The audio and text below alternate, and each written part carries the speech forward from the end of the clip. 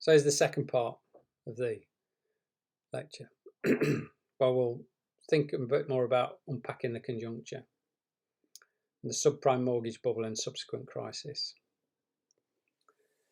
So CDOs is that the key problem is here is that they've got investors with many different risk preferences and return expectations. Not everybody's the same. It's not a homogeneous market. So how do you tailor the assets with clear risk and return profiles for these diverse groups? The solution is that you slice and dice it or tranche it, the assets to meet investor demand. And then you apply the CDS contract, the insurance contract, to the senior tranche, i.e. the senior tranche is the one that's got the least amount of risk that's been attached to it, is that you apply a CDS contract to it, which is like an insurance contract, and that guarantees the AAA rating.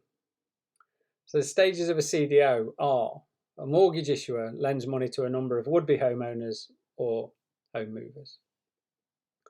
The mortgage issuer then sells the pool of those mortgages to a bank. The bank builds an even larger pool from a range of mortgage issuers and sells that pool onto a special purpose vehicle.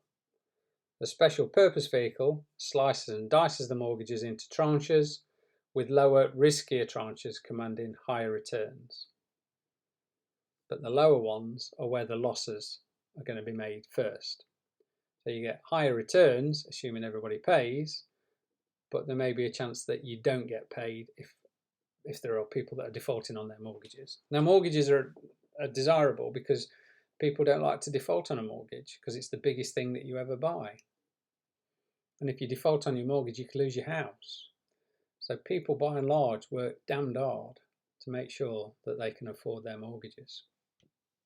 I mean, that's a truism now as it has been then and before. You take a considerable amount of risk when you sign your name up to a mortgage because effectively it's a 30-year lease deal. And the risks are yours. The risks are not those that belong to the people that have lent you the money. Because if you default, they'll claim your house. And then they'll sell that house in order to get the money back on the mortgage. So that's the stages of a CDO, and this is what it looks like. Okay, this is a very simple one. Transfer a pool of assets to a separate entity, which is the special interest vehicle. It sits in the middle there, and it's buying up pools of assets from the obligers via an investment bank, and then selling off those packaged mortgages, those tranche mortgages, into collateralized debt obligations to different classes. Yeah. Class A, which is the highest tranche, which is the least risky one, the senior tranche. 95% of all mortgages, CDOs, would have been sold at that level.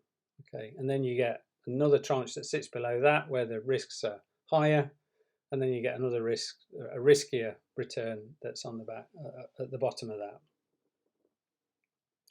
So the mortgages are piled up on top of each other, if you like, and then they're split out and they're tranched to those parts of the market that are interested in various risk profiles. The riskier or the more risk-averse individuals would buy the lower tranche where there's a risk of default, but those that are not are very, sorry, I've got that completely wrong. Those that are risk-averse would buy the top ones. Those that are risky would buy the bottom ones. That makes much more sense. Okay, so it's a complex sort of arrangement that's here. But the CDOs was a genuine innovation leading up towards financial crisis. And what follows now is a short video that explains the process in kind of like moving parts so you can see it a bit clearer.